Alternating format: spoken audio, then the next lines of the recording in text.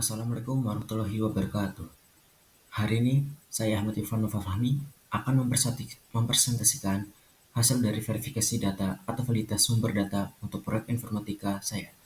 Saya dari kelas XG absen 2. Untuk tujuan dari validitas sumber data sendiri adalah untuk memastikan apakah data yang kita pakai benar-benar valid, dapat dipercaya, atau sesuai dengan standar penilaian sumber data. Tanpa basa-basi, langsung saja di bagian pertama. Bagian A, identitas proyek.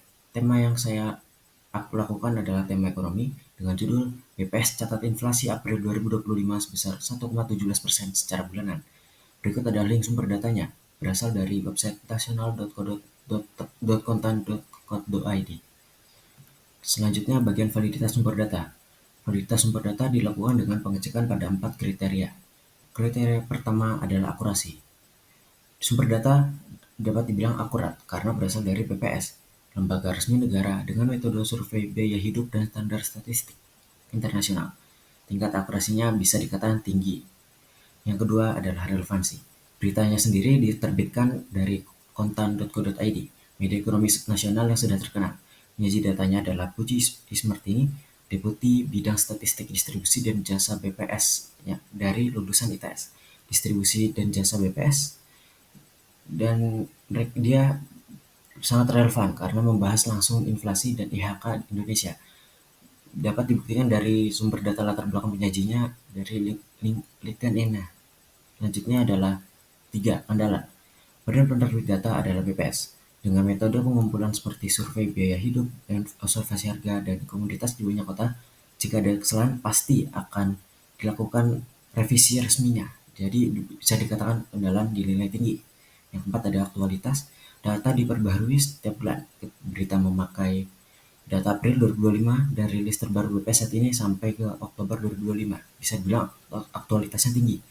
Kesimpulannya, sumber memenuhi 4 kriteria, akurat, relevan, andal, dan aktual, sehingga validitasnya tinggi dan dapat dipercaya karena bukan sekedar opini dari sumber berita. Selanjutnya adalah fenomena yang diamati. Fenomena yang diuji kali ini adalah kenaikan inflasi Indonesia pada April 2025 sebesar 1,117%. Fenomena yang spesifiknya adalah apakah peningkatan ini benar terjadi seperti yang dikatakan oleh sumber berita. Selanjutnya kita bahas di teknik verifikasi sumber.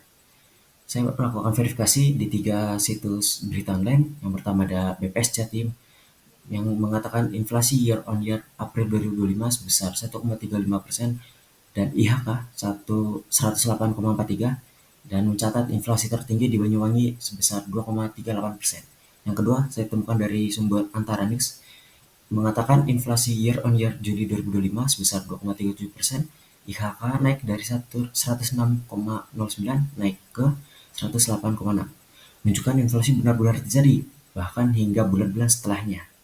Bank Indonesia untuk sumber yang ketiga mengatakan inflasi April 2025 sebesar 1,17% month-to-month dan 1,96% year on year sesuai data dari BPS.